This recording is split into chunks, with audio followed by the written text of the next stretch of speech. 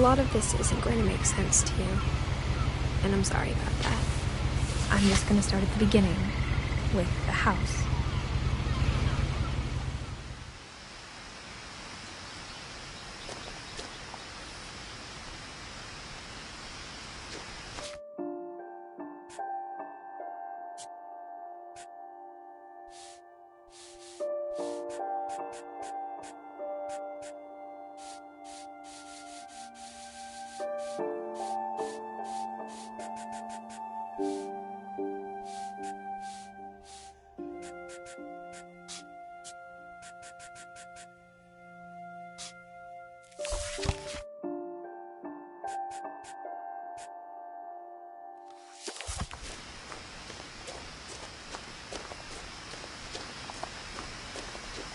I lived here until I was 11, but I wasn't allowed inside half the rooms.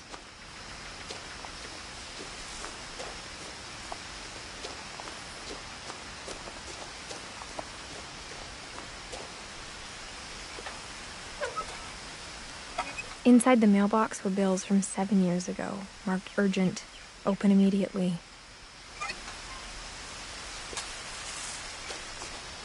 I hadn't been back since my brother Lewis's funeral.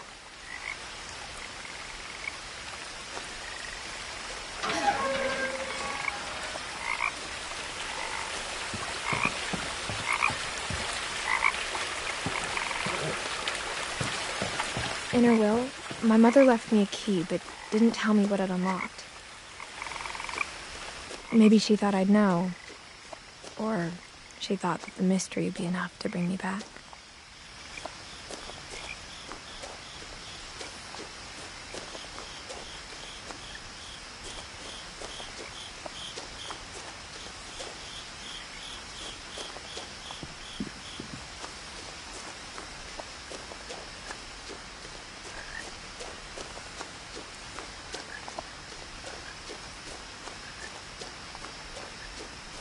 No one had driven this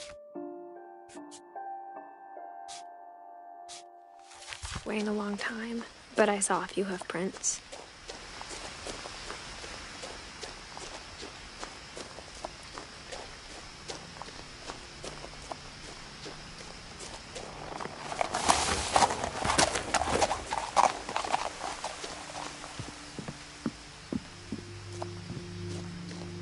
The truth is, even after I inherited the house, I never thought I'd come back to it. But now I had questions about my family that only the house knew the answers to.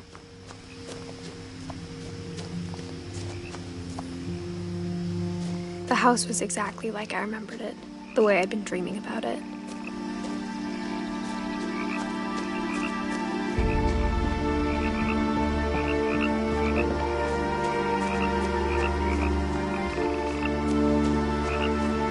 As a child, the house made me uncomfortable in a way I couldn't put into words.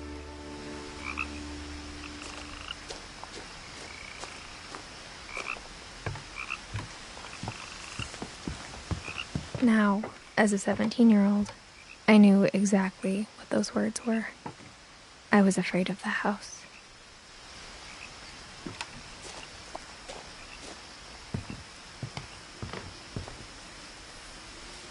I hoped the key might unlock the front door. It didn't.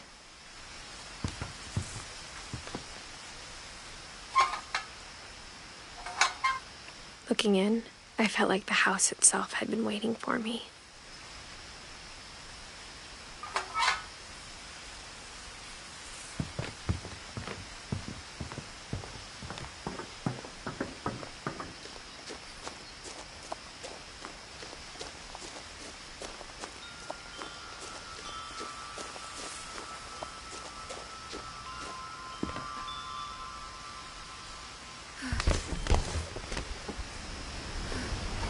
Crawling through the doggy door used to be a lot easier when I was 11.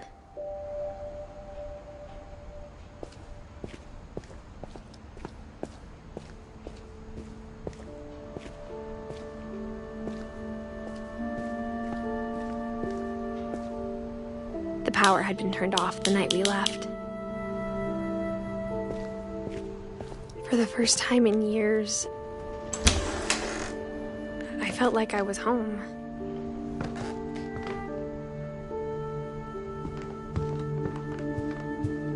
The table was still a wreck from the night we left.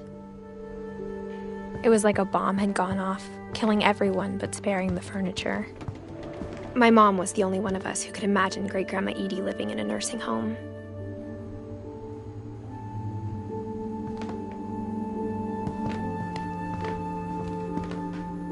Nothing in the house looked abnormal. There was just too much of it, like a smile with too many teeth.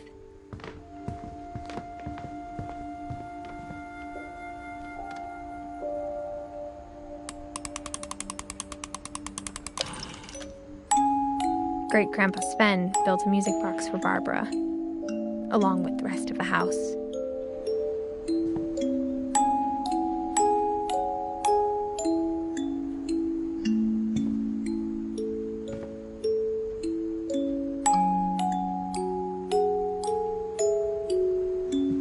Mom always told me to stay out of the basement, so I wasn't too surprised when the key didn't fit.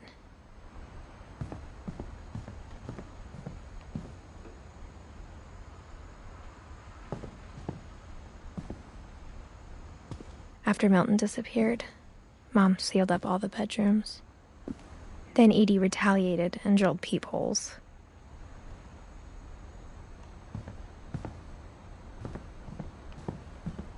I spent a lot of time playing in Great Uncle Walter's room. I think my mom sometimes regretted not sealing it up. Louis told me there were secret passages, but I never believed him.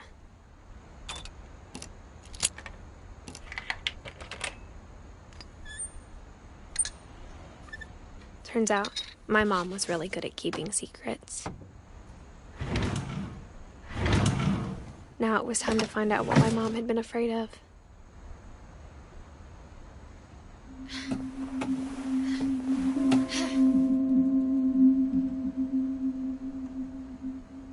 Reading this, maybe it sounds like I had a plan. But I had no idea what was behind that door.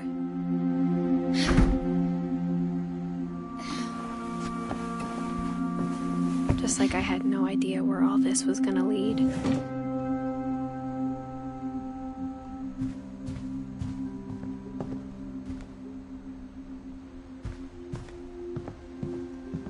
I grew up looking at Molly's room through the peephole. Molly's gerbil had a tiny bedroom with its own even tinier gerbil cage.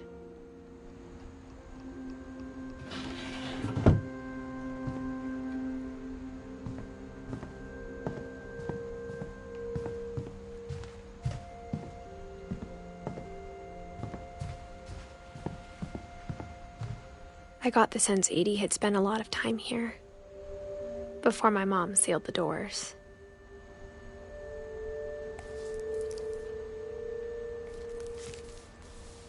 December 13th, 1947.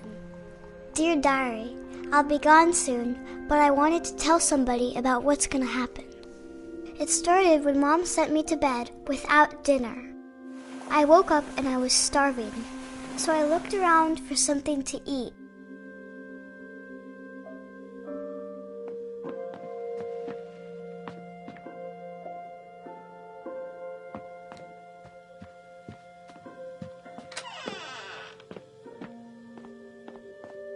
I ate a lot of things that night.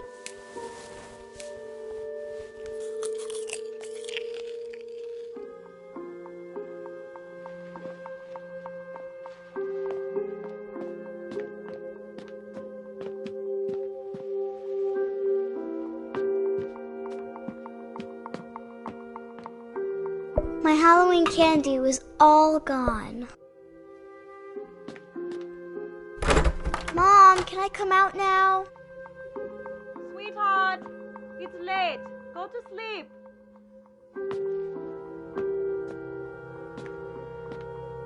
The gerbil food was dry, but I didn't mind it.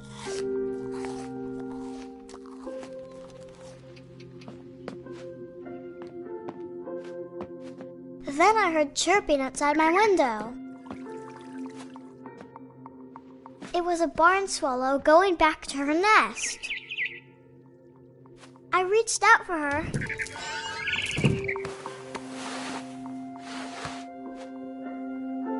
And suddenly, I was a cat.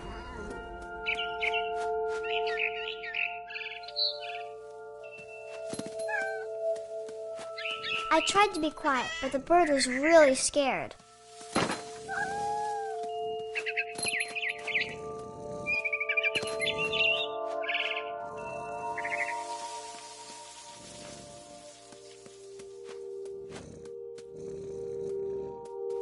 Mom and Dad didn't even look at me.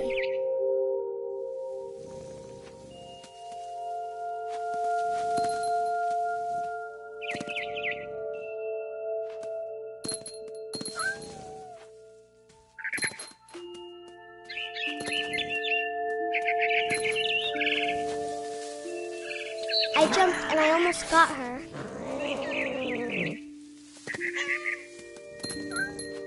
I could tell she was getting really tired.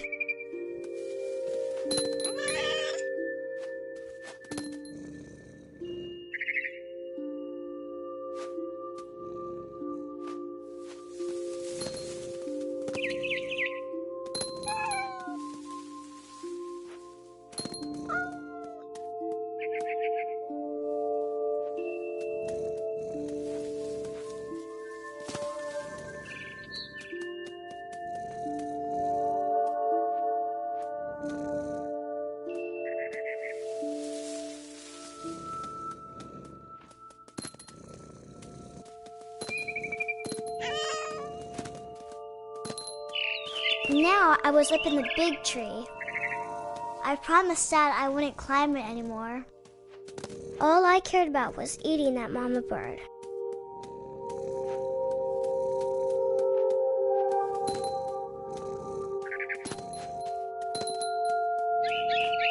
I gobbled her up.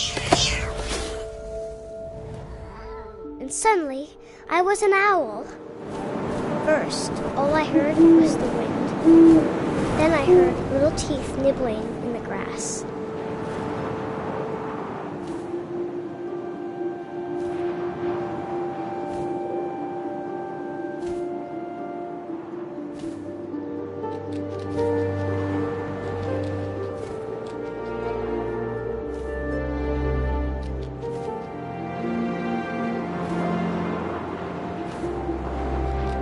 Rabbits.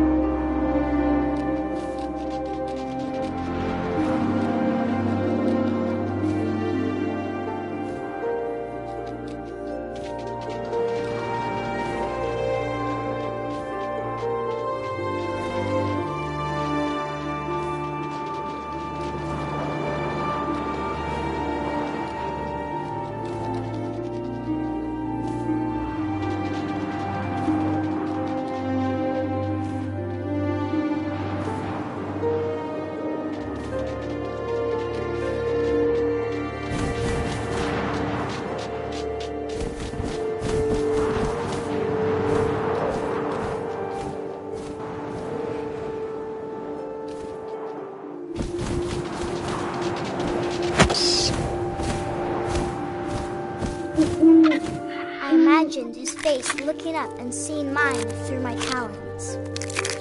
I swallowed him up, and I didn't chew one bit. Then I flew off to find something bigger.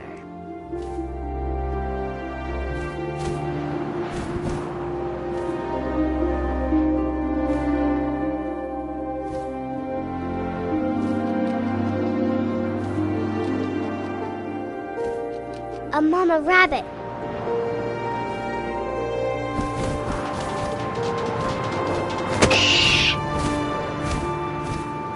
She was almost too big to carry. I started choking, but I couldn't stop eating. And suddenly, I was a shark.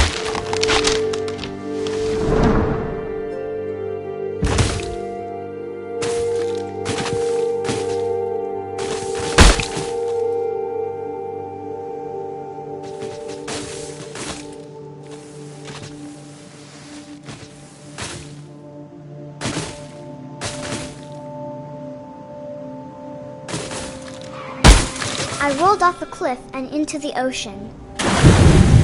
Now, I was hungrier than ever.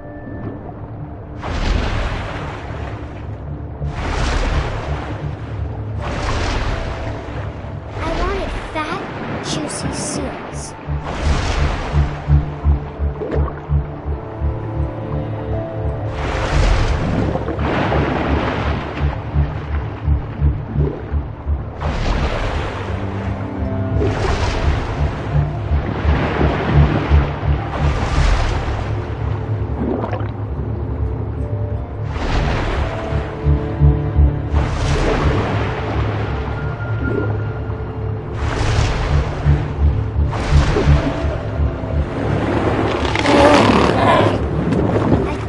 Her flipper, and it tasted really good.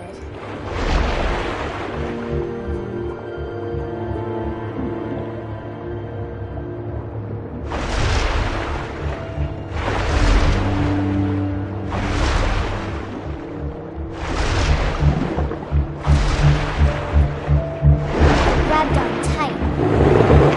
And when I was so hungry, I jumped out of the water. When I opened my eyes, everything had changed.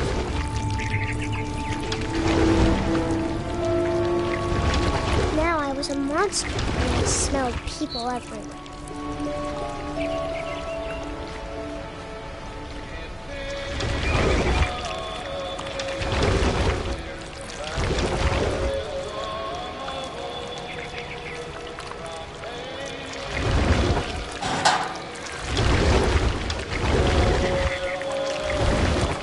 I was big, and I moved real quiet.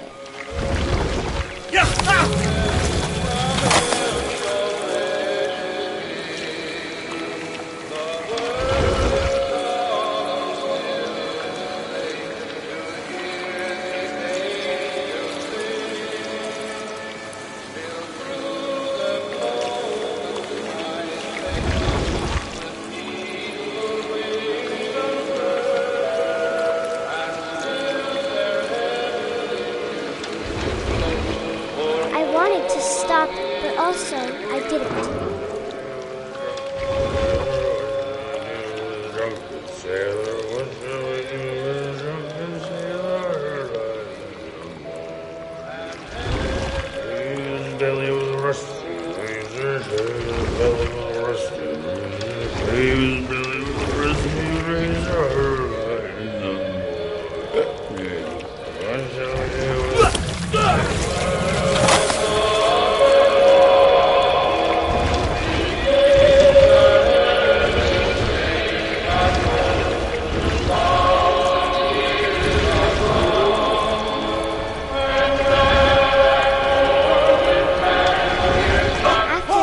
Passenger, I was still hungry. And to cross the water, I smelled something new. Something I had to have, so I swam towards it.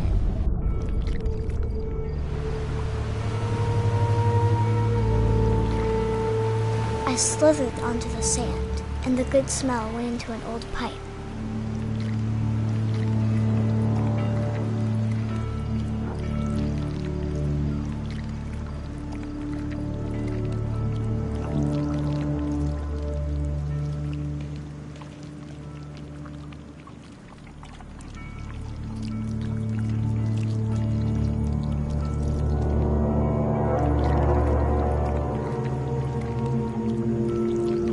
I got closer and closer.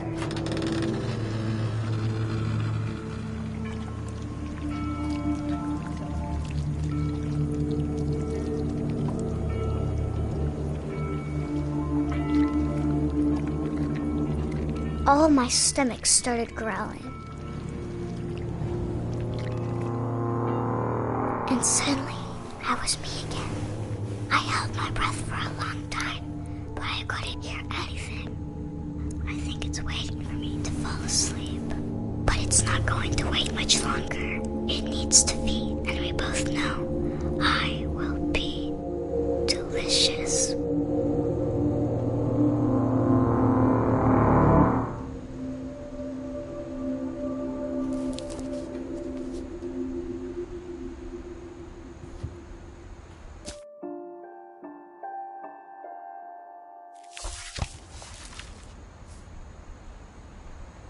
I'm not sure if I believed all of that, but I'm sure Edie would have.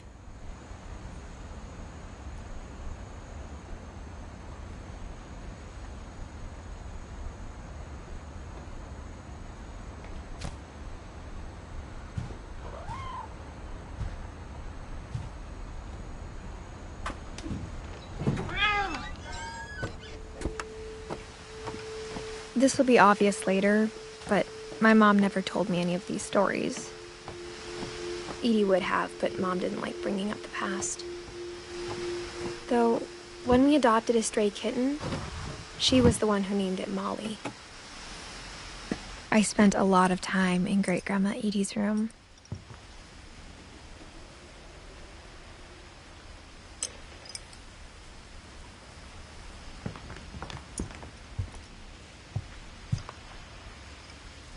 Edie knit me a new pair of gloves every year, just in time to replace the old ones. Louis died a week before we left, but Edie had already started to memorialize him.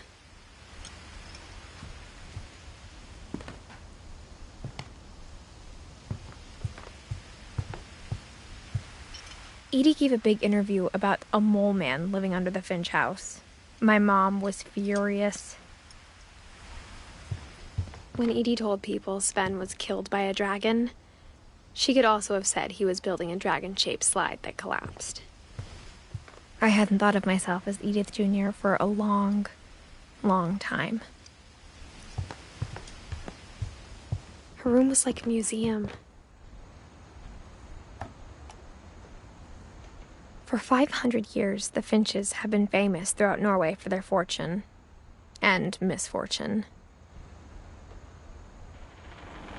Odin Finch buries the latest victims of the family curse, his wife Ingeborg and their newborn son. On January 7th, 1937, he set sail with his family and his house, hoping to leave the curse behind. But 40-foot waves off the coast of Washington send the house and Odin to the bottom of the sea. Odin's daughter Edie, with husband Sven and baby Molly, step ashore on their new home. Odin Finch is the first to be buried in the new family cemetery. His daughter Edie is already dreaming of a new Finch house.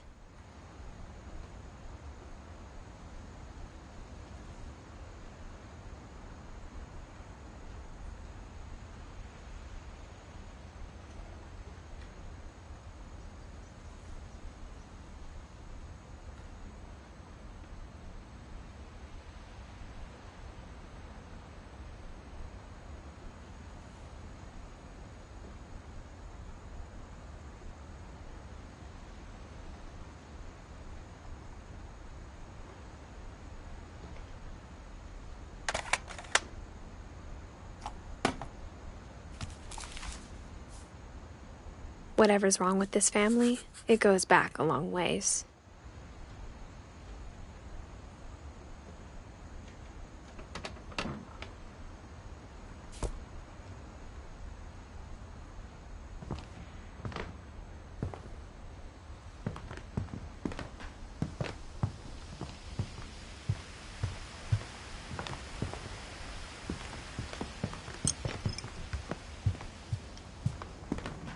Even in her 90s, sometimes Edie seemed a lot younger than my mother.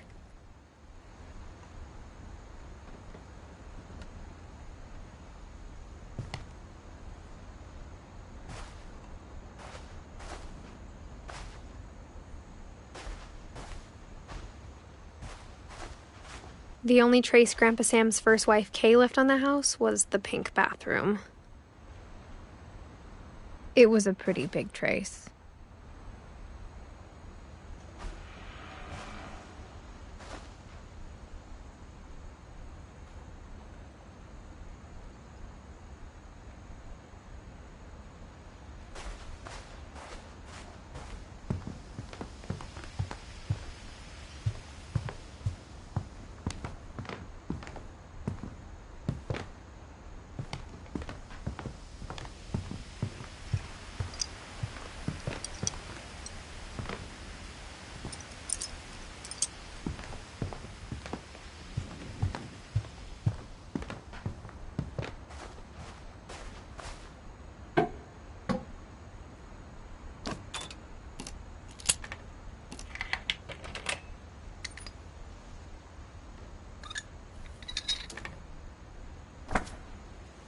There's a secret in this bathroom.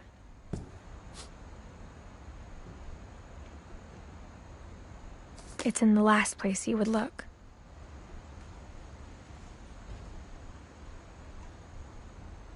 It isn't in the cupboard. It's hidden in this book.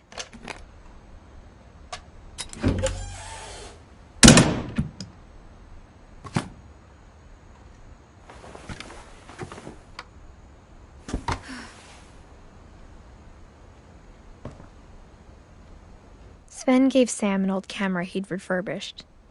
He never put it down.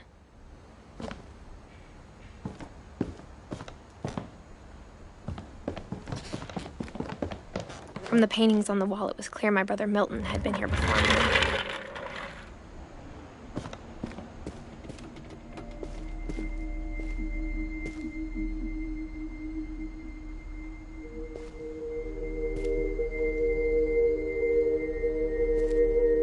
I knew Grandpa Sam had a twin, and that he never talked about him.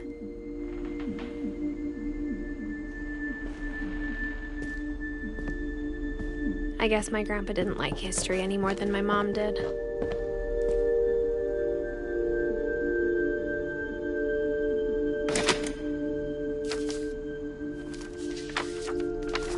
How I Want to Remember My Brother by Sam Finch. The thing I remember is that when he made up his mind, that was it.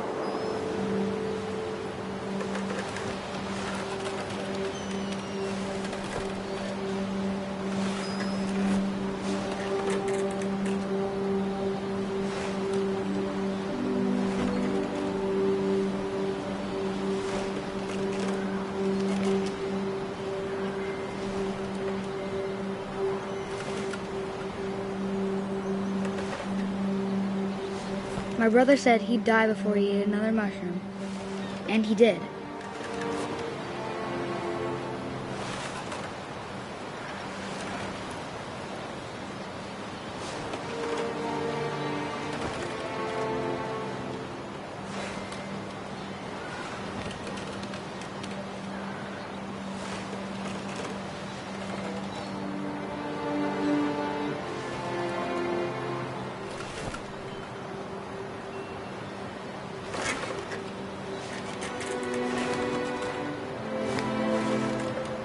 At Barbara's funeral, we swore we'd never be afraid again, and he wasn't. I think Calvin always wanted to fly. Sam! Calvin! Dinner's ready! Coming! But that day, he finally made up his mind to do it.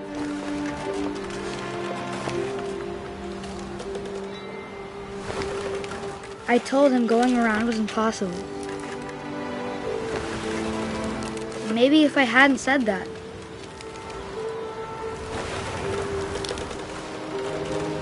Calvin, I'm not gonna tell you again. Maybe if the wind hadn't picked up, then maybe he'd still be here. But I doubt it. I think he'd already made up his mind. That's what I want to remember about my brother.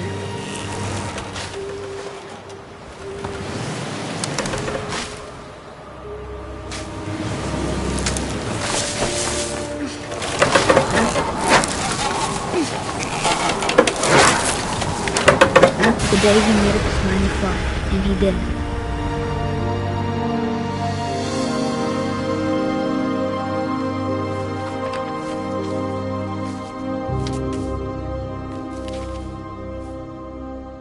Calvin's story felt strangely familiar. When I was younger, I remember trying to do the exact same thing. After the funeral, Edie roped off Calvin's half of the room.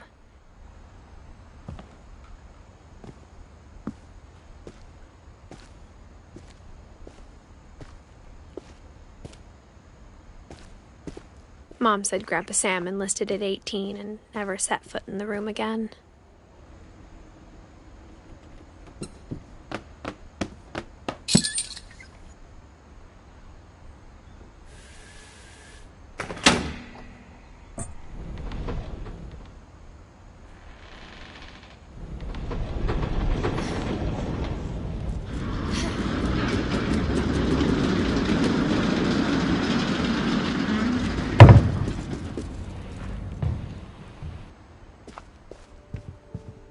passages were a pretty tight fit.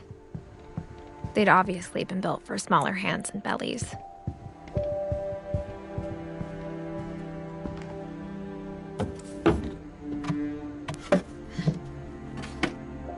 Growing up, I always thought of Barbara as a child star.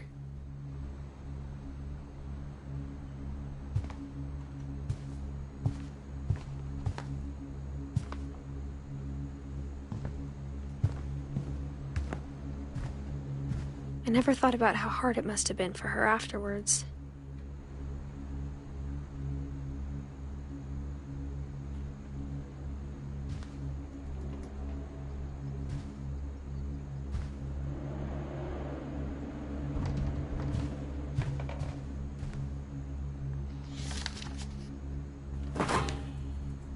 Of all the stories people wrote about Barbara's death, I'm surprised Edie saved this one.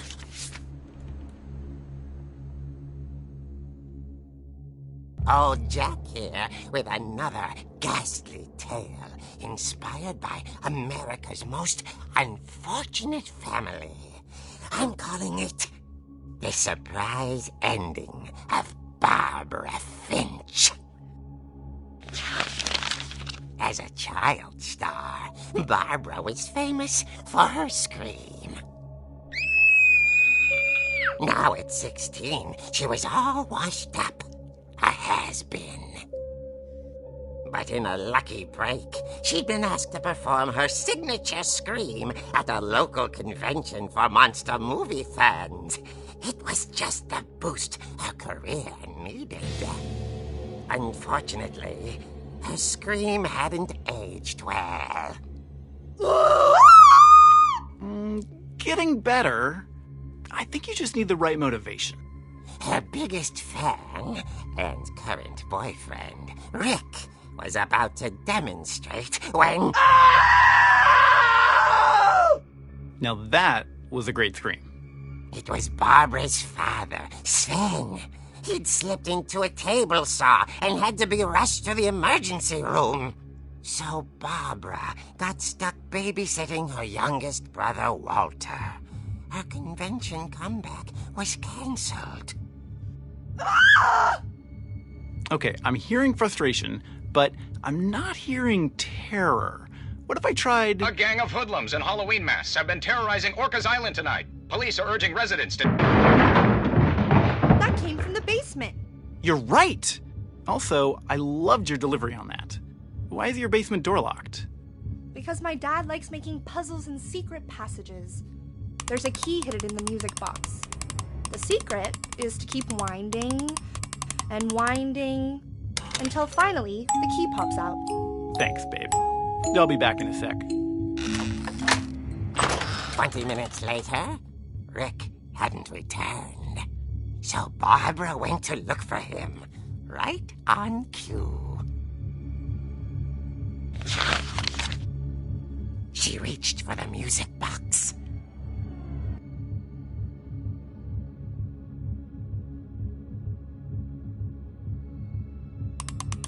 And as she wound the key, she listened for Rick, but the house was silent.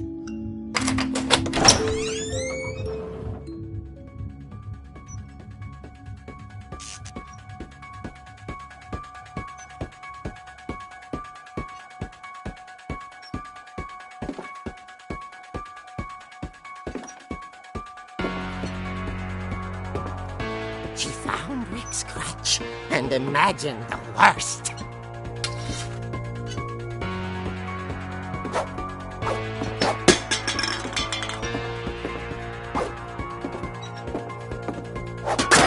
The gang's leader is the infamous Hookman killer, Dr. Carl Hamill, who impaled and then ate his family 10 years ago tonight.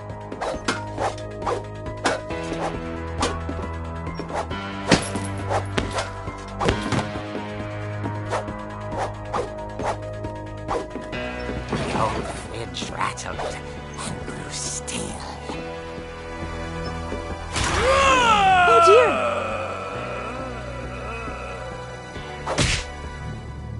Oh! Rick? Barb, relax. I was just trying to scare you to help you find your scream. Well, I'm not scared, Rick. I'm furious. Then act furious. All I'm getting from you now is that you're hurt and confused and you're... She threw him out, but she kept a little something to remember him by. Barb, have you seen my other crutch? And she was still holding it when she fell asleep watching the late picture show. Hours later... Barbara!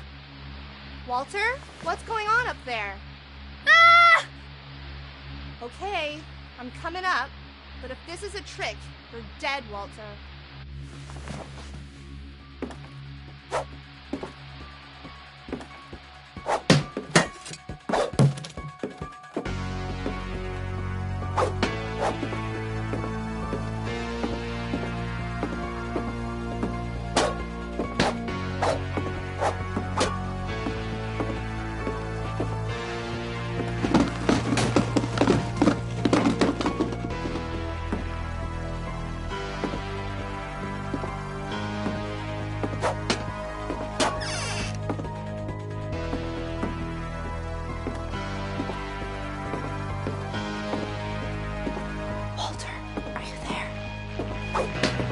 Walter vanished, but his bedside radio was still on. Orcas Island police describe the man as 6 feet tall, with a steel hook for a hand. Residents are urged to lock all doors and windows and notify the police of any suspicious activity. Barbara turned, saw the hook man, and was speechless. He was quite smashing.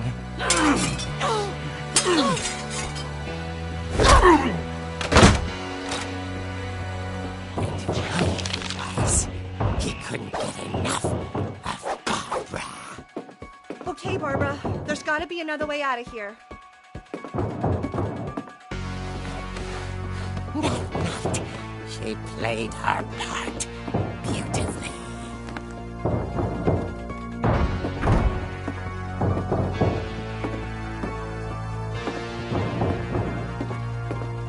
Molly's door hadn't been opened in years. The hinges groaned.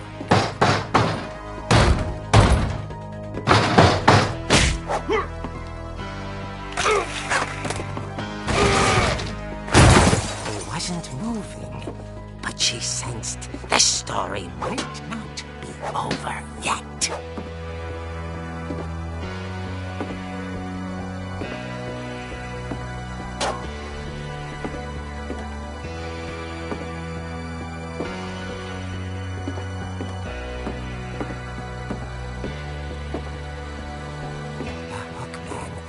Vanished. She listened for his breathing, but all she heard was...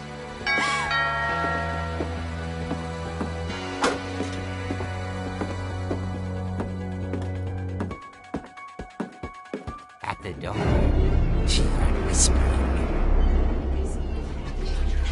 It was coming from inside the house.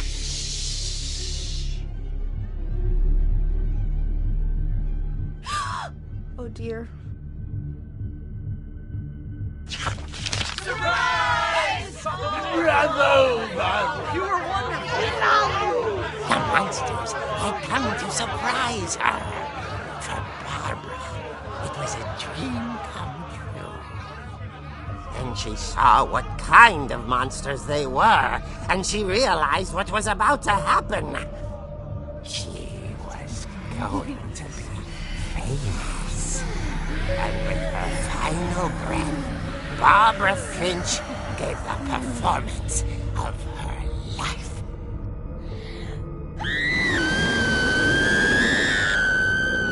I wasn't there myself, but I hear Barbara was magnificent. Poor girl. She had a taste for stardom. But unfortunately, so did her fans. Of course, the police blamed it all on poor Rick, who disappeared the same night. And little Walter, hiding under his bed the whole time. He took it all pretty hard. But that's another story. As for Barbara, tucked inside the music box is all they ever found of her. Her ear. Now that's what I call a real eerie tale.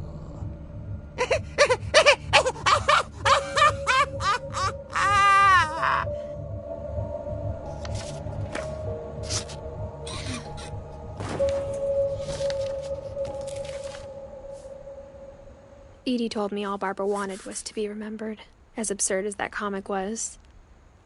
Maybe what Edie saw was a happy ending.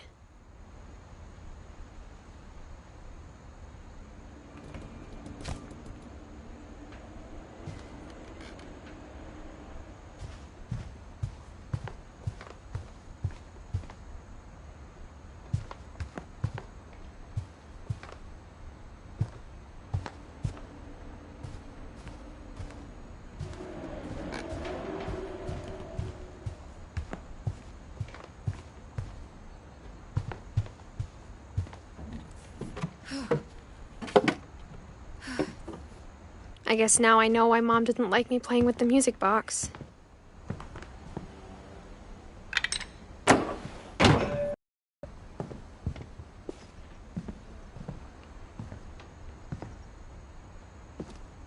Edie's father, Odin, built the original house. It's funny.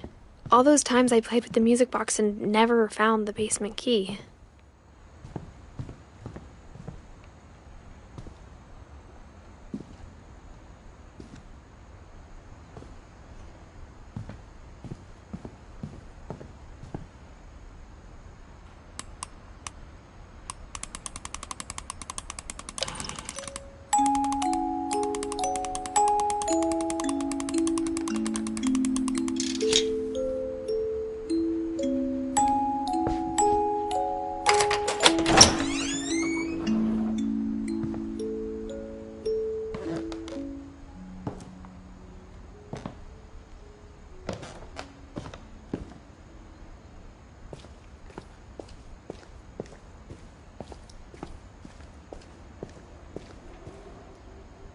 Mom said the basement was off limits, unless I wanted another tetanus shot.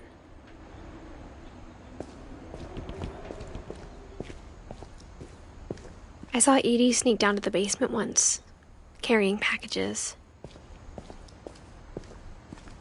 I thought maybe she was hiding presents.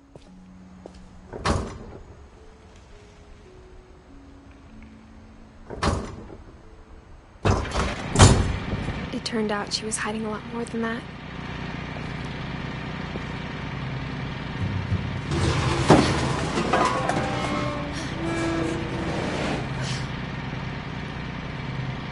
I remember asking Mom once about where Walter had gone. She said after Barbara died, he got as far away as he could.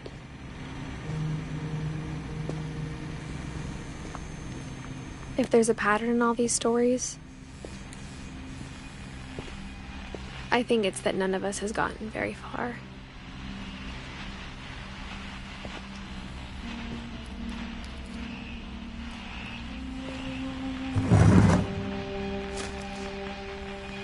Goodbye, everyone. I can't believe I've been down here for 30 years. On that first day, after the shaking started, I didn't think I'd survive a week.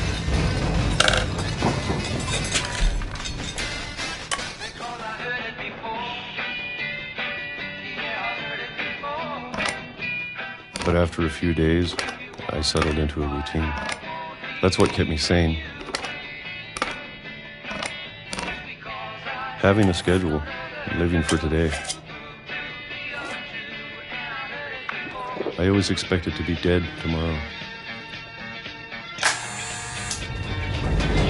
But if you wait long enough, you get used to anything.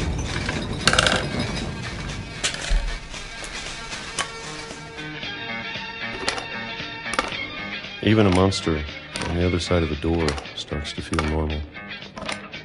Almost friendly.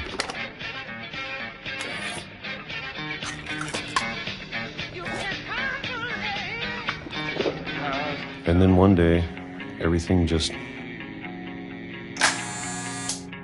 stopped. Whatever that thing was, it was gone. Maybe it got tired of waiting. Or maybe I just got tired of being afraid.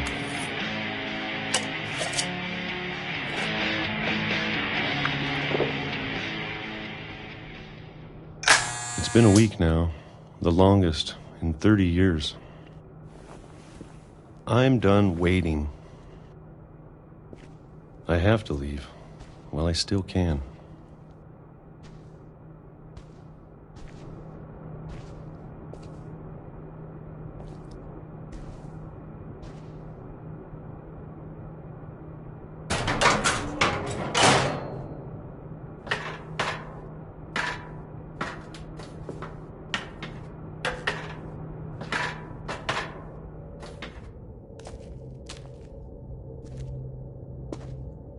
I know it's out there, somewhere. Whatever killed Barbara and Molly and Calvin. Maybe this is all a mistake. But I need to stop living the same day. Even if it kills me.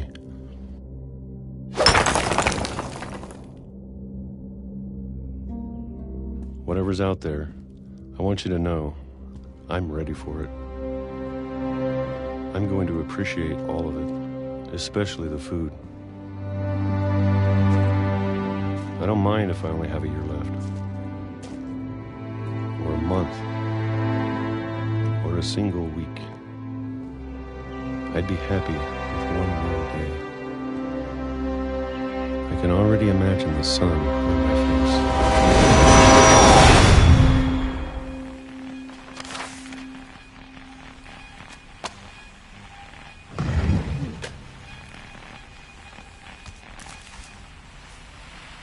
Walter died when I was 6. I can't believe my mom never told me he was down here.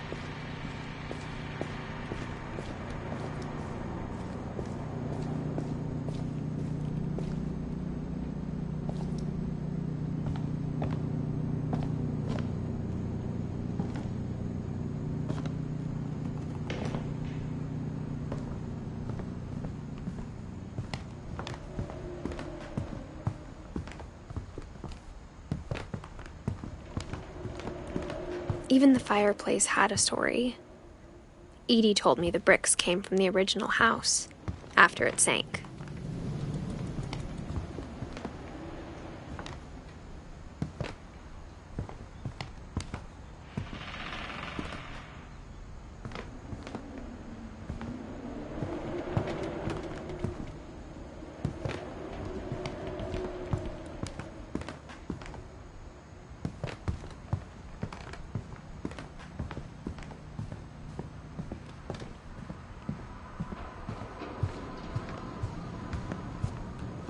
Instead of a family, there were just memories of one.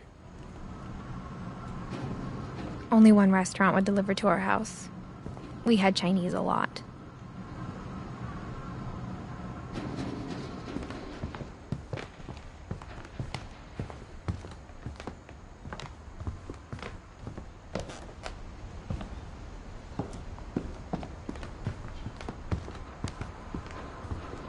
After Louis started working at the cannery, we all got pretty sick of salmon. Except our cat, Molly.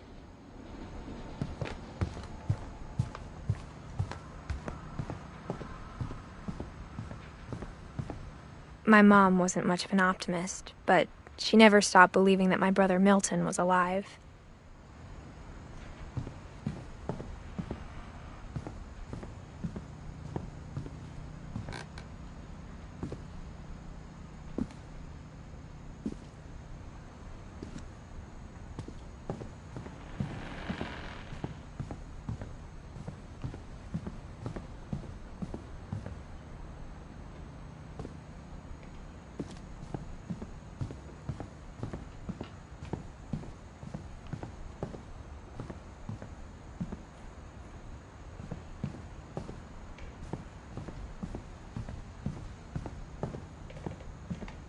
Whenever people ask me about my family, the first thing they always want to know about is Barbara.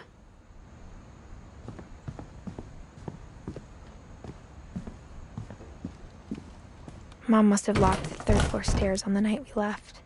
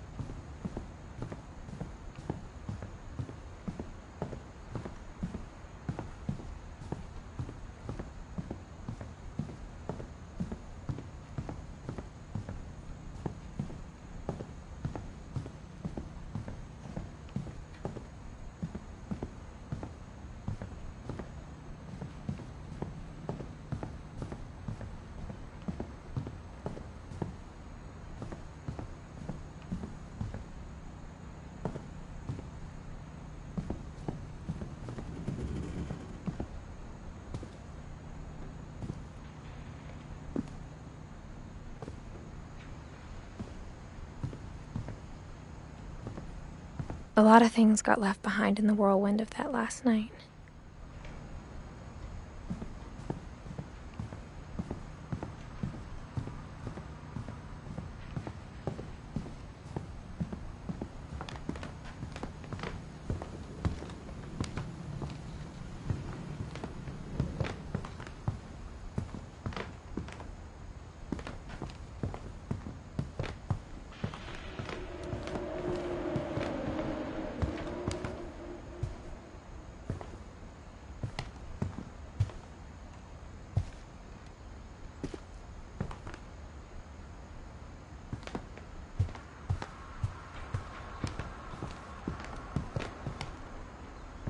But instead of a family, there were just memories of one.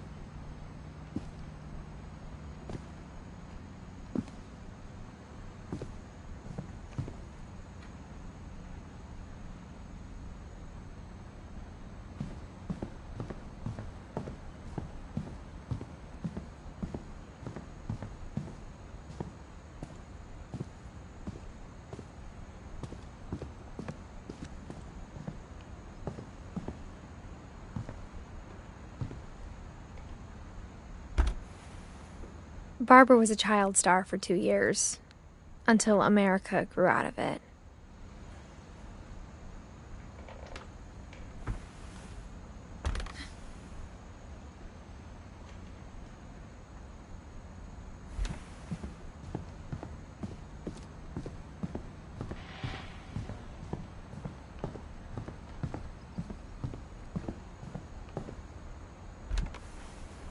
As a kid, I just assumed every house had peepholes and sealed rooms you weren't allowed inside of. My Grandpa Sam spent 7 years sharing a room with his dead brother, Calvin.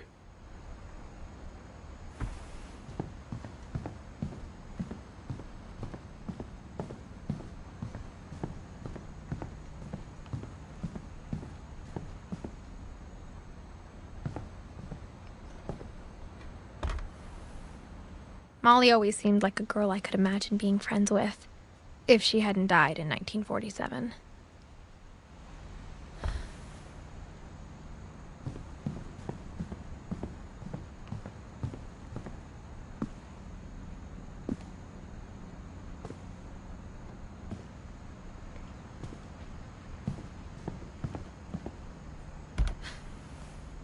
Edie told me once that every Finch who ever lived is buried somewhere in the library.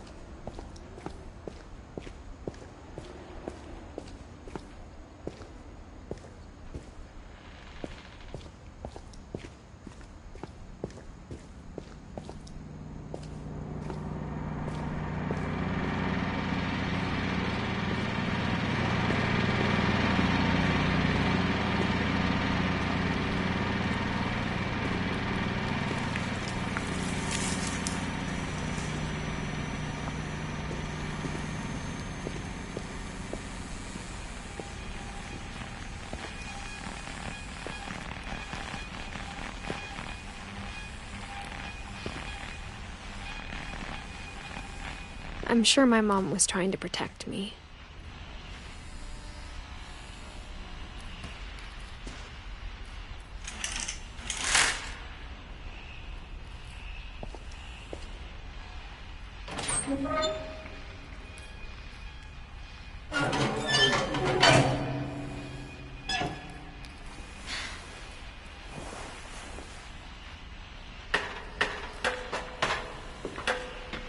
Maybe she was afraid I'd end up like Walter.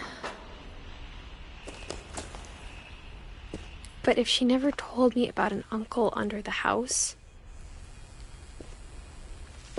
I can only imagine what else she was hiding. I don't want to make the same mistakes she made.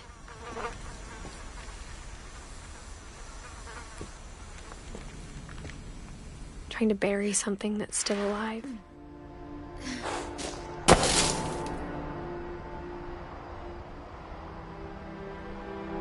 Now that there's only one of us left, or maybe two, I thought it was time I heard the stories for myself and found out what happened to everyone else. But now I'm worried the stories themselves might be the problem. Maybe we believed so much in a family curse, we made it real.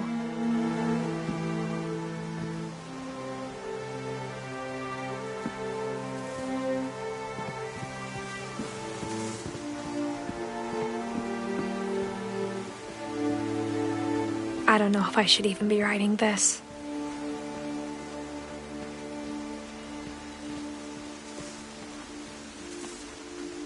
Maybe it'd be better if all this just died with me.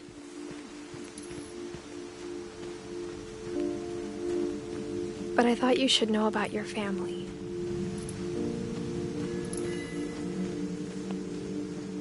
And the history you're a part of.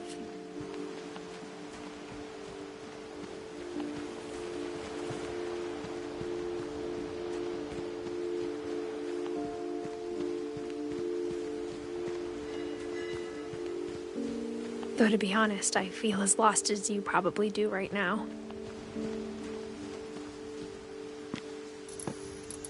I think the people in these stories believed them, for what that's worth.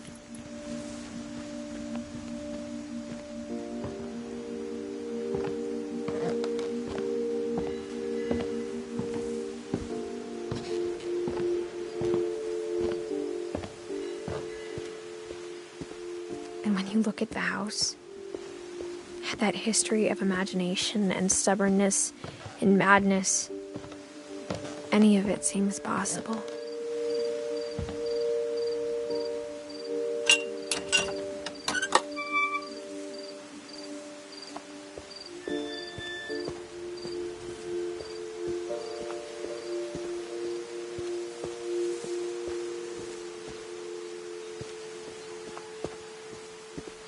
I think we've been surrounded by death for so long, we've just gotten used to it. What kind of family finishes building a cemetery before starting the house?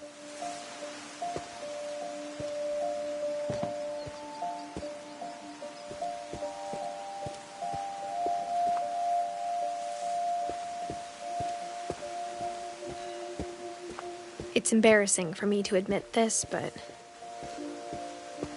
the pet cemetery made me more uncomfortable than the human one. 3 of the gerbils are mine, and 2 had been my fault.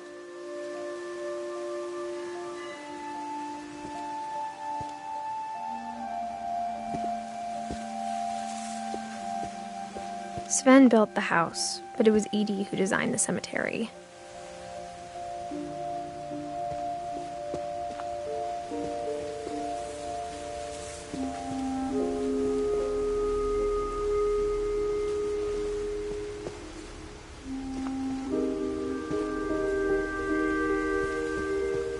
I'm sure Odin's monument had been Edie's idea. My mom was always trying to move on, but for Edie, the past never went away.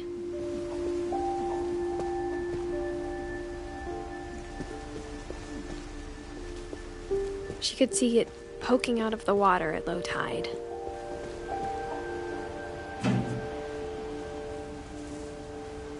Edie said she dreamed about the old house every night.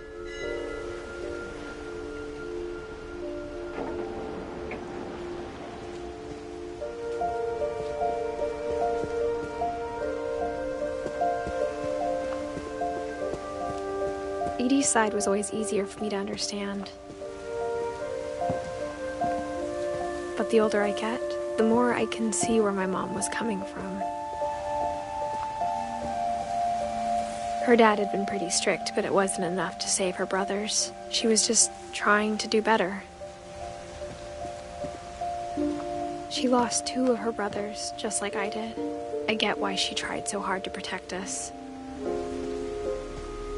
We never found Milton's body, so my mom insisted we were putting up a monument, not a tombstone.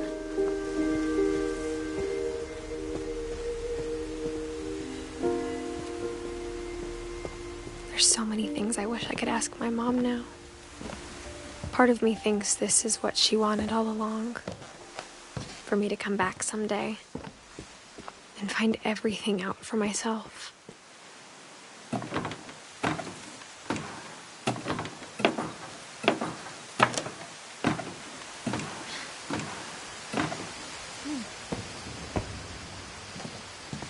But looking back on it now,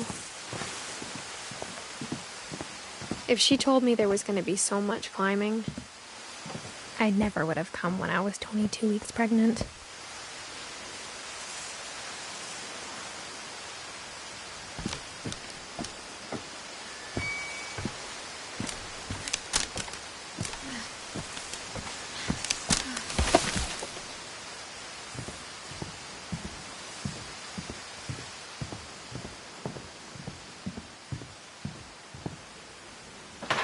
I never met Grandpa Sam, but I think he and my mom had a lot in common.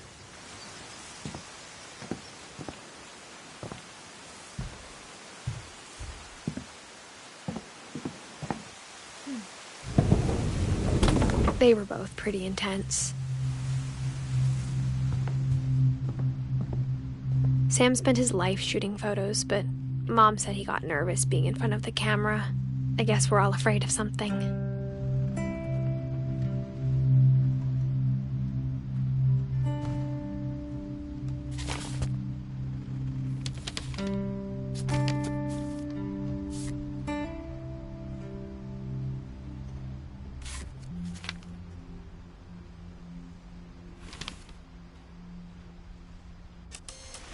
Dawn, I promise, you'll never forget this weekend.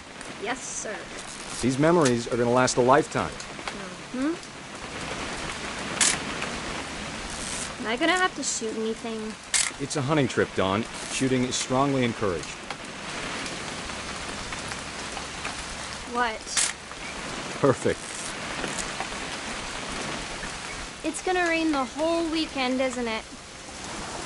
Please just take the damn picture. Hey, language. I will never forget this weekend, Dad. That's the spirit. Okay, got it. I'm gonna take some pictures, okay? Just be careful. That camera's older than you are. Hey! That's a keeper. Definitely should not have drunk all that coffee. I'm just saying, I'm not always gonna be here, Dawn. You'll need to remember this stuff, if you want to survive. I'll be fine, Dad. You know who else thought he was gonna be fine? Some guy who died. Dawn, I'm being serious. I know, Dad. You're always serious. Doesn't being out here make you want to chill out? Well, to tell you the truth, I haven't been out here in 20 years.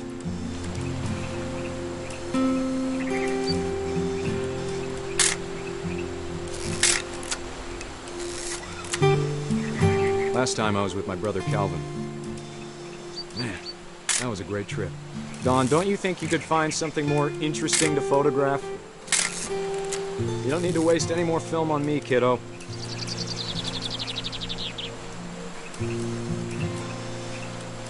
Your grandpa Sven taught us how to fish, how to build a fire. Dad! Good eyes, Dawn.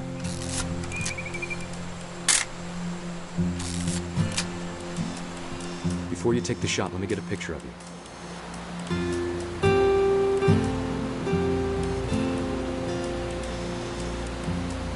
Dad,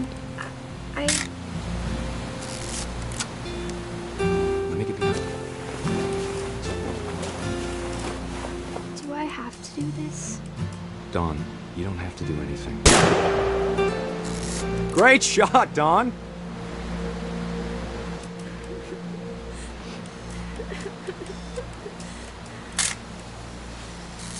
I'm proud of you, Dawn. Always remember that, okay?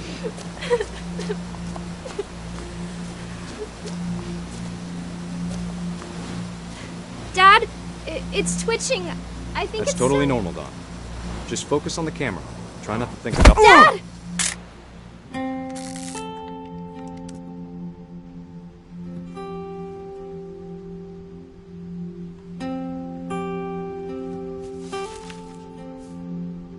Of all these stories, that's the one I wish most that my mom had told me.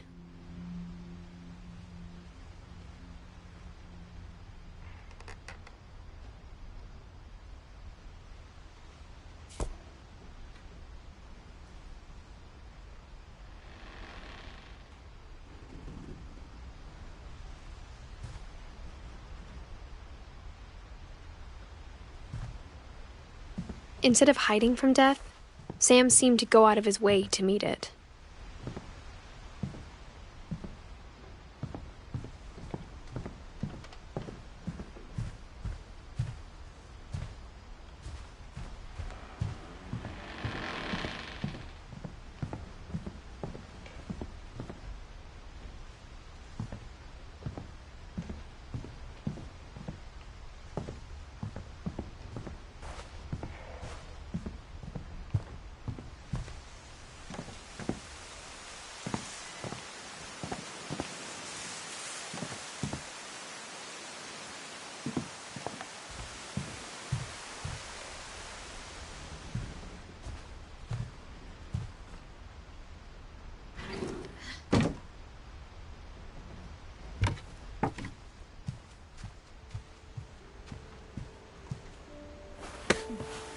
After Sam died, my mom and Edie got really close. They'd both lost a lot.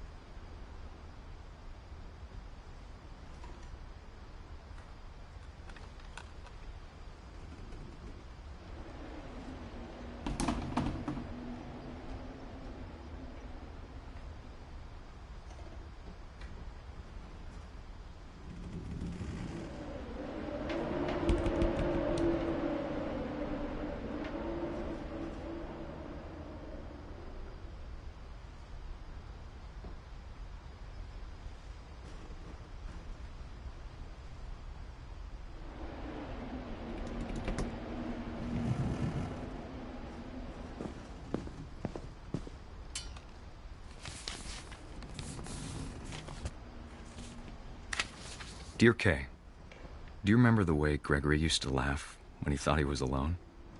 Like something funny was happening, but only he could see it.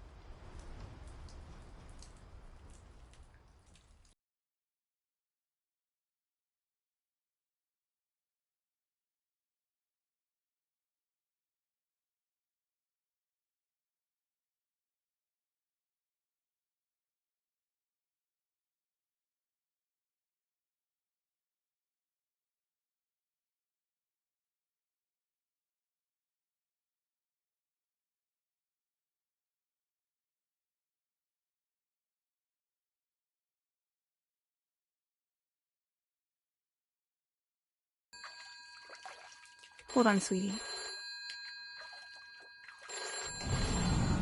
Hello? Sam, I told you I don't want to talk right now. I wonder what he saw.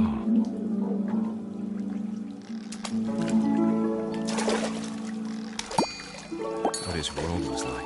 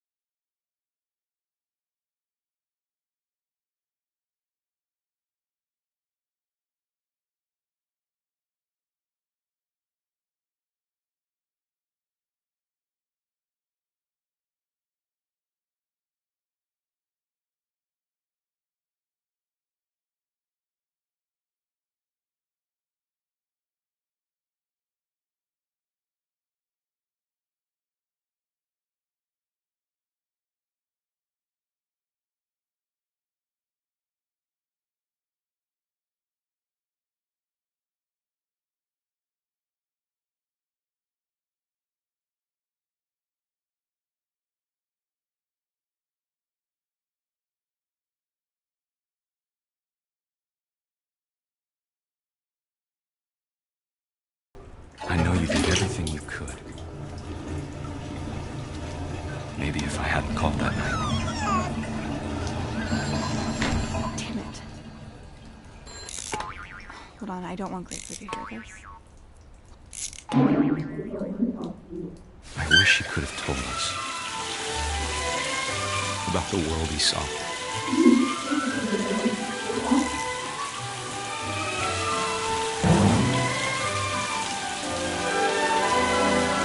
There's so much I don't understand about Gregory, about everything.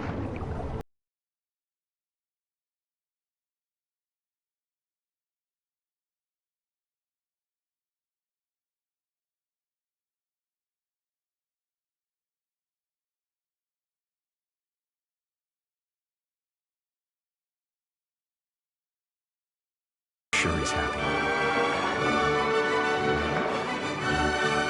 And he'd want you to be happy too. Good luck, Kay. Love, Sam.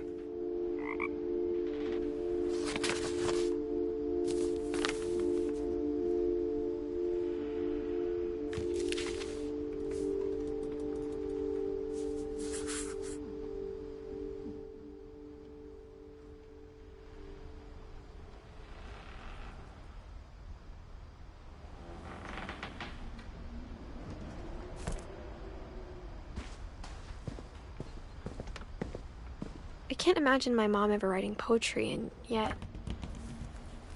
A poem for Gus, who always said the wedding was a bad idea. Our father never hit us kids, at least not very hard, before the day my brother said with teenage disregard that he'd be dead before he'd see a wedding in our yard.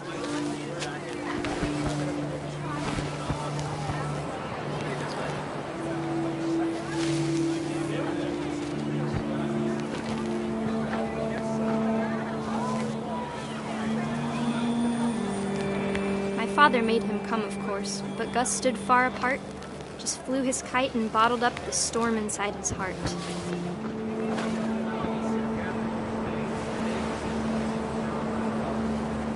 I tried to talk him out of it, but though he'd never met her, we don't need a stepmom, were the words that I now pronounce you husband and wife. You may kiss the bride.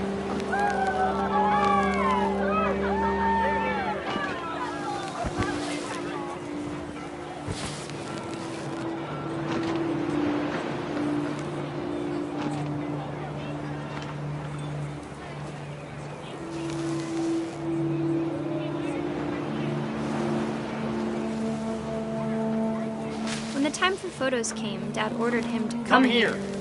But Gus declined, and as a sign held up his middle finger.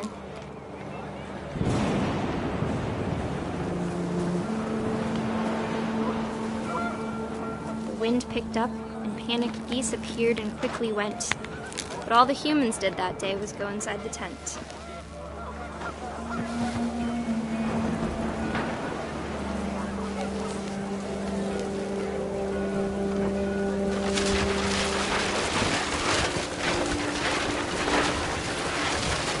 The rain came down in buckets then, but no one seemed afraid that nature might destroy the tent our dad had crudely made.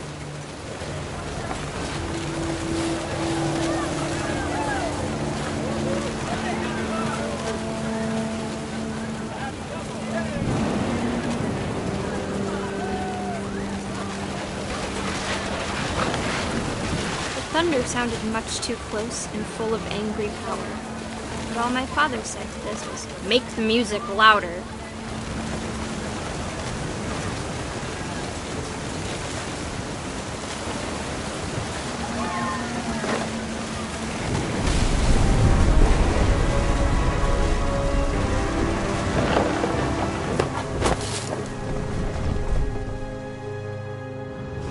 I wish that I could truly say I thought about you on that day. Out there on the beach alone, just you, the wind, the sea, and foam. But I didn't. Until we found you.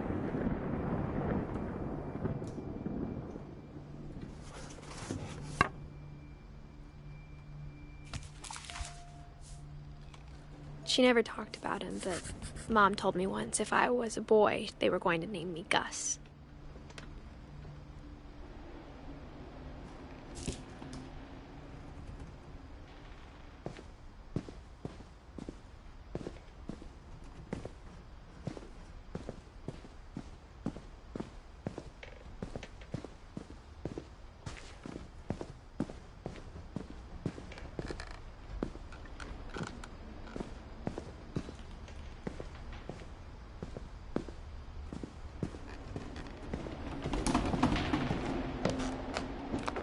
My mom moved up to the loft after her brothers died.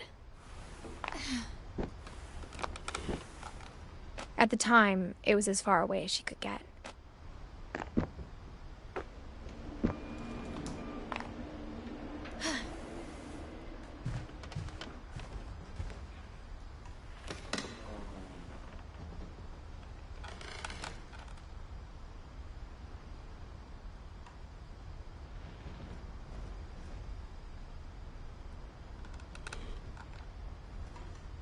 She spent a summer building houses in Calcutta, where she met my dad, Sanjay.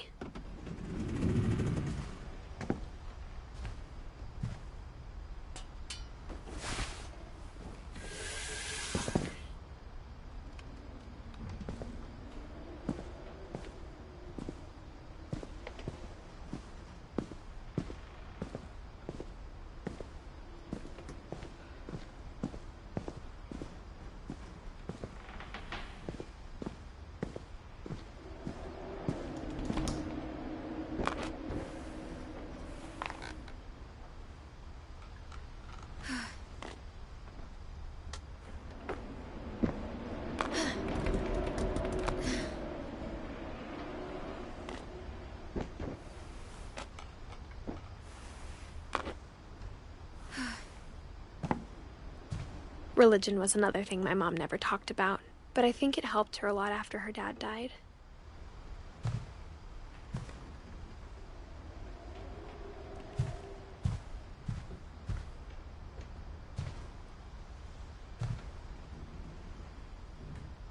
My mom moved to India a week after graduation and got a job teaching English. Louis was born a year later. When my dad died, I don't think Mom knew where else to go. I'm sure Edie was happy to have her back. And to see kids in the house again.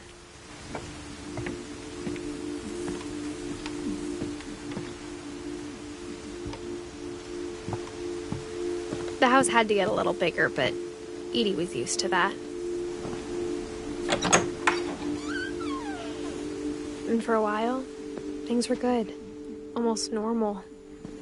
But it didn't last.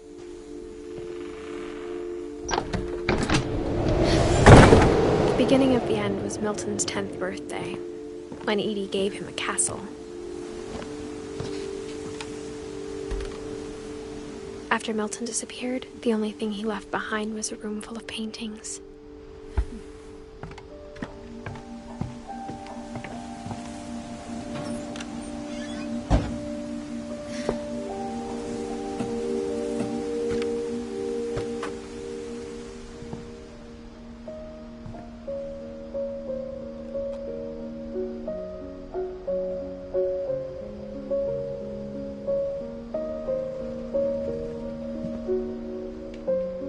I think Edie was happy to finally have another painter in the family.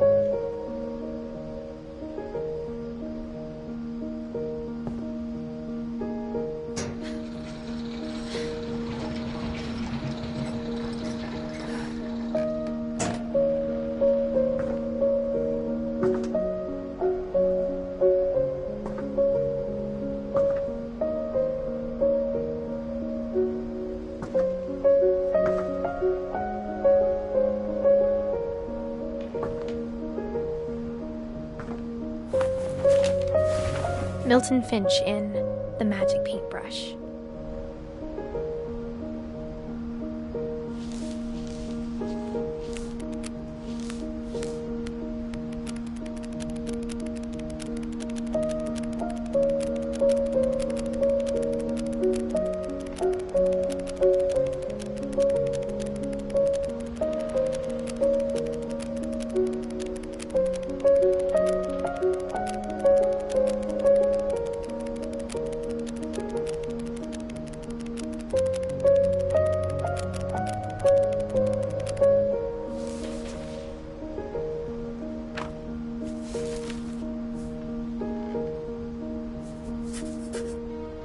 I was 4 when Milton disappeared.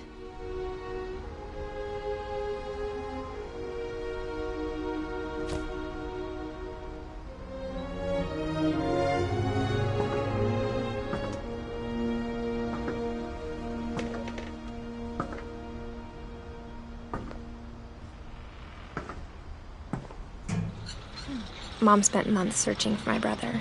Then she sealed the doors.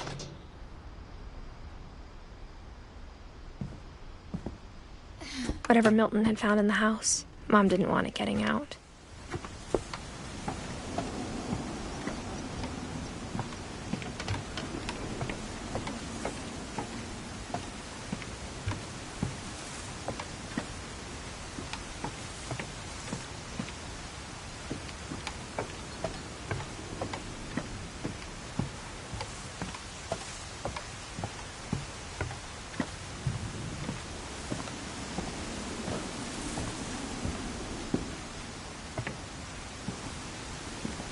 Mom definitely blamed Edie, but I think Louis blamed himself. After he graduated, he just spent more and more time in his room. until Mom got him a job at the cannery. Everyone always told me to stay out of Lewis's room, except Lewis.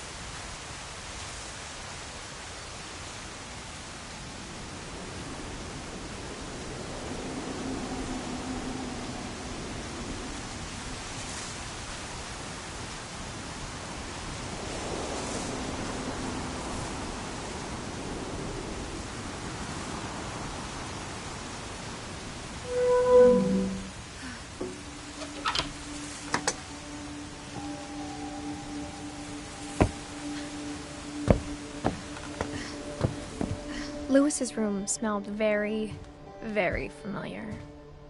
That part of him lived on.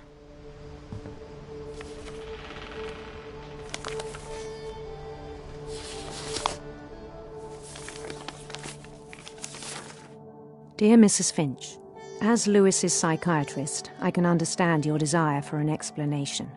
As I see it, the trouble began in January, shortly after we convinced your son to seek treatment for substance abuse. Newly sober, I believe Lewis first noticed the monotony of his daily life.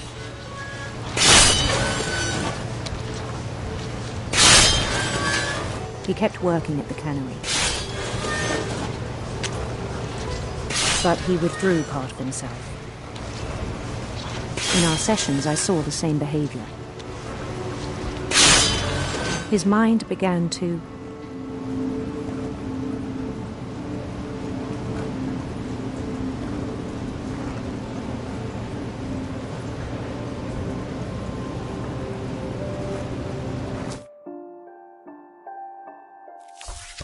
wander.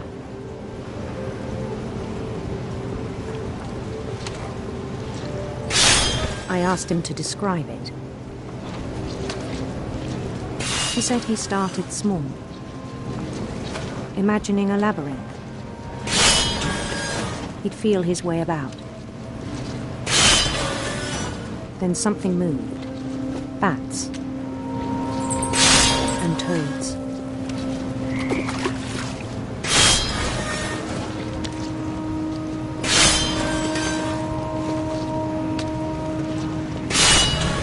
And things that have not names. He knew it was all in his head. But he took it very seriously. I had hoped he'd find himself.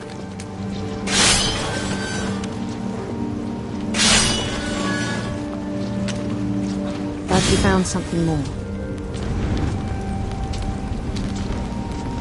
I worried about him then. Daydreaming at the cannery. I spoke with his boss. But he said Lewis had become a model employee. Methodical, tireless, focused. Like a whole new Lewis. So I let him go on.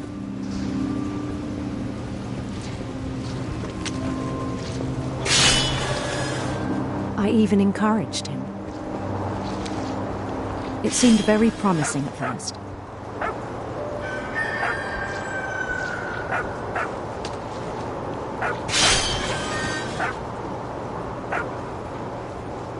He told me he'd made a new friend.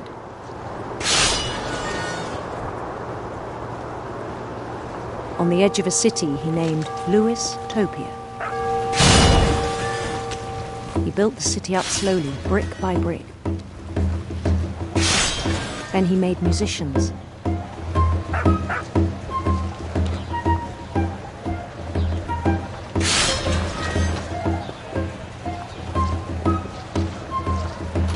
And songs for them to play.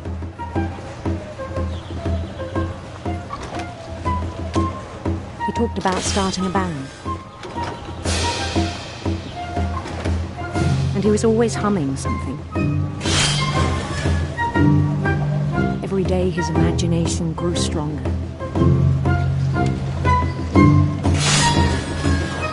He no longer spoke at the cannery. But his chopping was as reliable as ever. Then one day it struck him that all the cheering crowds, even the stones under his feet, were all in his imagination, so he could do whatever he wished.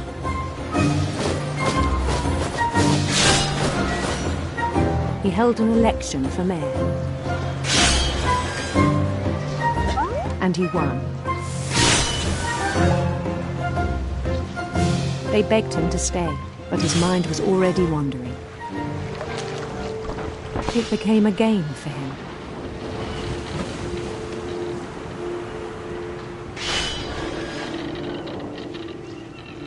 He'd conquer a city, then immediately push on. New Louisville.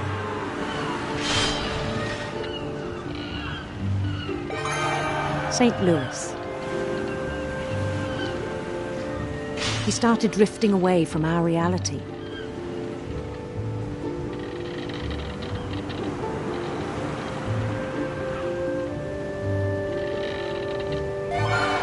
Minneapolis, until one day he forgot to go home from the cannery. Even as his mother pleaded with him, part of Louis kept sailing on.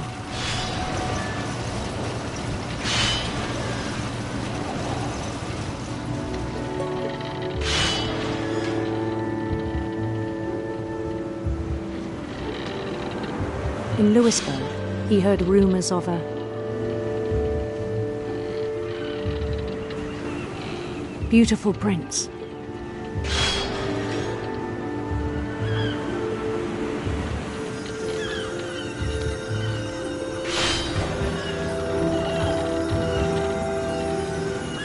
The prince was on his own quest for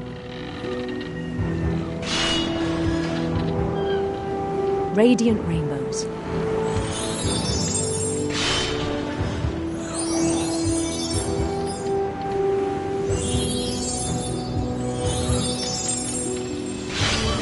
He followed the sound of his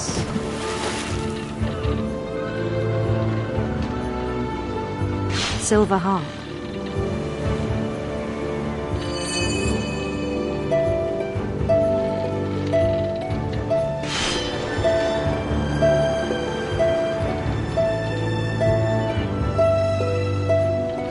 His chase led him to a golden palace east of the sun and west of the moon. Even then, his logic remained sound. He knew the world was all in his imagination.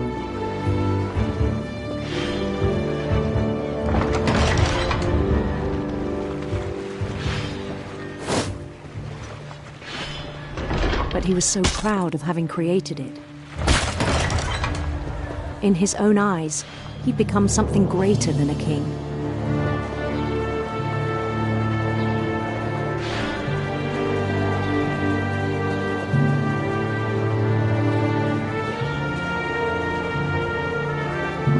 For someone who'd never known success in the real world, I think it was overwhelming. And then it struck him that the real Louis was not the one chopping salmon, but the one climbing the steps of a golden palace.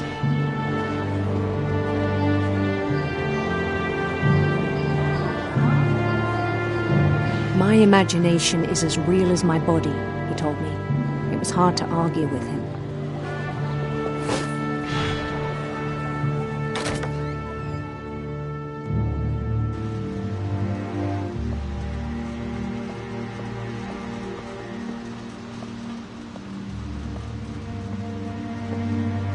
He began to forget the world we know.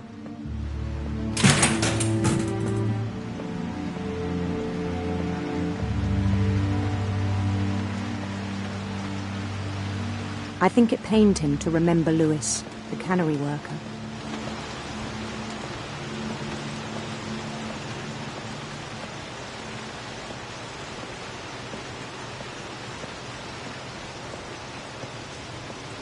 He began to despise the man with a royal contempt.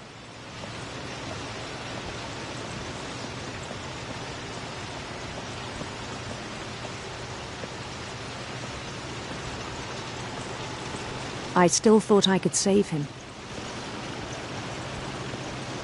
Even after he said he was being crowned king over all the lands of wonder.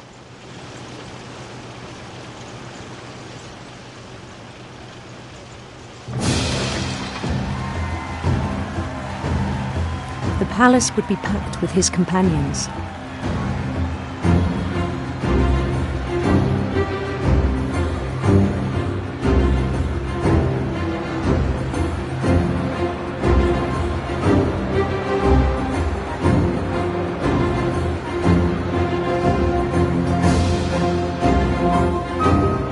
Including the wise Calico who'd insisted on advising him.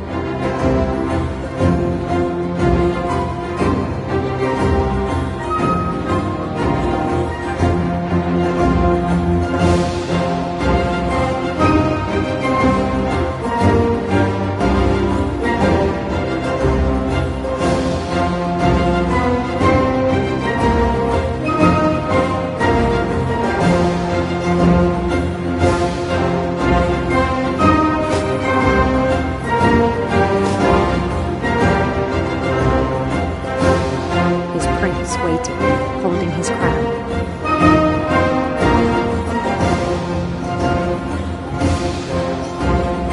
There was only one thing left to do.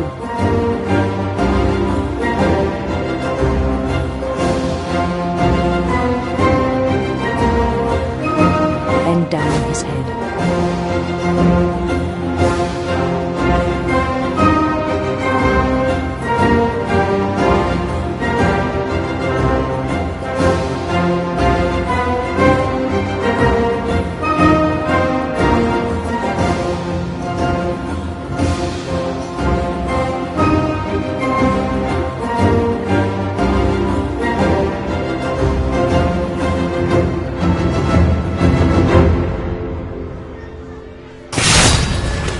I think you know. Mrs. Finch, your son was a kind man who will be missed by all of us who knew him.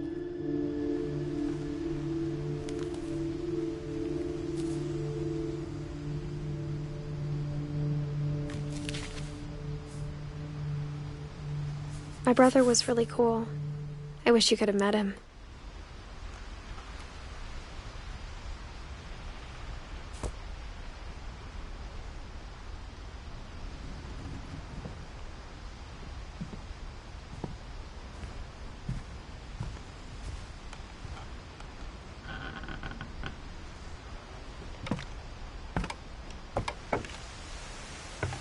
On the way back from Lewis's funeral, my mom told me to start packing. She waited until the day before we left to tell Edie. I'm not sure if she wanted to make it easier or harder.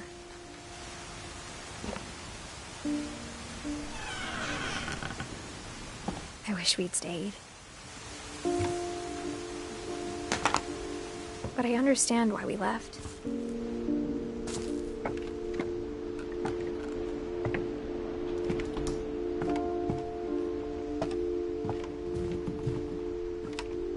My mom ended up leaving everything behind.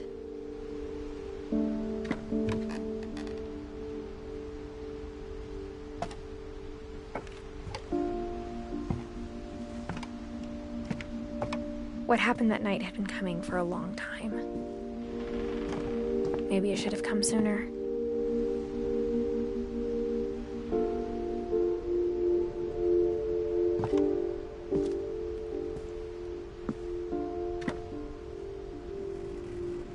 But it had to end one way or another.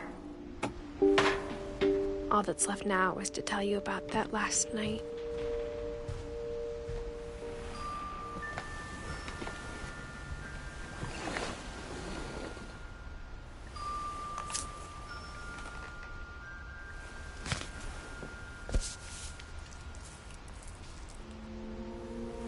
That whole last day, Edie just watched us pack and didn't say a word. Until supper, when she raised her glass and said, "To our final night together, and all our final nights apart." Grandma, you know what I said about alcohol. Some of your medications are very Edith, specific. I left a present for you in the hallway. Why don't you go open it? The grown-ups have to argue now. I'm sorry, you're right. We're all leaving tomorrow. Let's just enjoy our last... I'm not leaving. Edith, you're excused.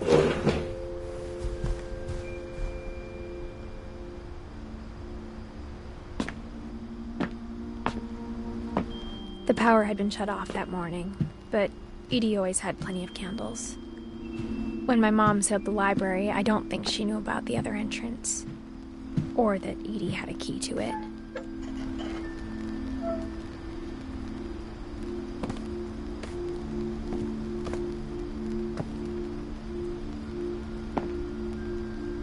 That thing you're afraid of isn't going to end when you leave the house. Edith has a right to know these stories. My children are dead because of your stories. I think it's best if Edith and I leave tonight. We'll have the nursing home send a van for you in the morning, okay?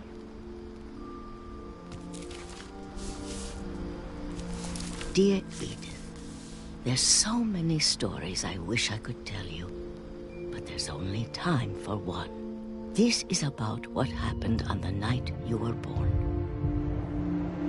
That night, the tide went way, way out. It was the first and last time I ever saw the old house aground. There'd been an earthquake out in the middle of the ocean. They called it the lowest tide in 1,000 years. God, it smelled awful. You know, I've seen that house every day of my life.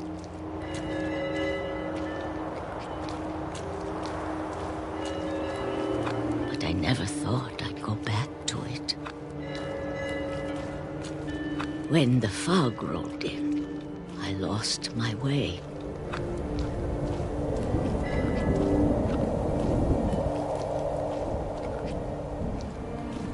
I got turned around.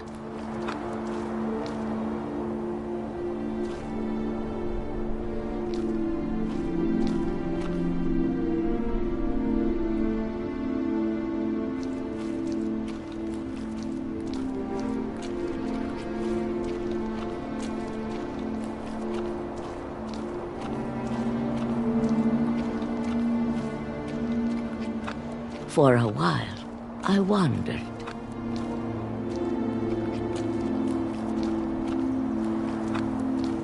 I started seeing things.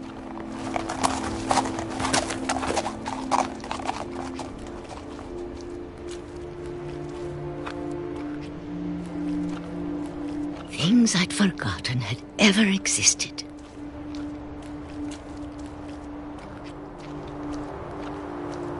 But when I saw them, they felt like old friends. That night, a lot of things came back to me. Or maybe I came back to them.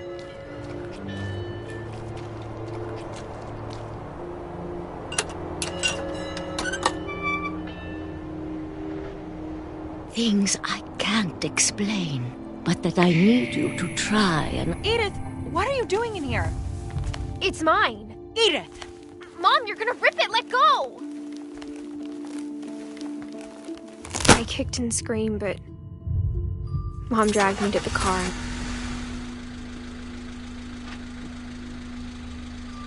I never saw Great-Grandma Edie again. The next morning, the van came to pick her up, but she was already gone. After that, we moved around a lot.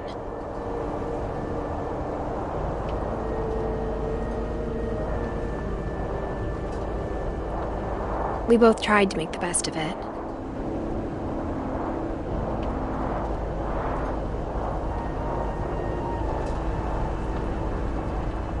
A few years went by.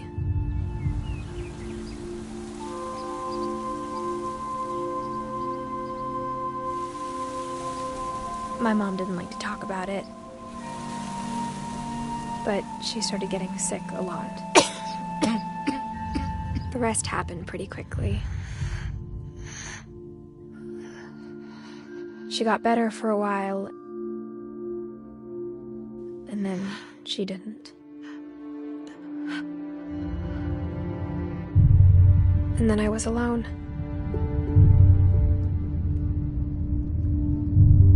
The last Finch left alive.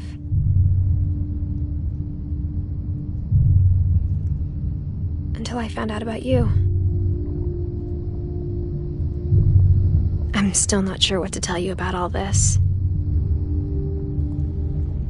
If we lived forever, maybe we'd have time to understand things. But as it is, I think the best we can do is try to open our eyes. And appreciate how strange and brief all of this is. This journal was supposed to be for you. But now I hope you'll never see it. I just want to meet you and tell you all these stories myself. But I guess if you're reading this now, things didn't work out that way.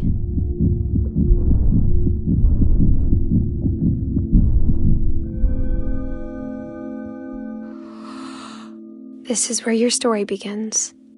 I'm sorry I won't be there to see it. It's a lot to ask, but I don't want you to be sad that I'm gone. I want you to be amazed that any of us ever had a chance to be here at all. Good luck.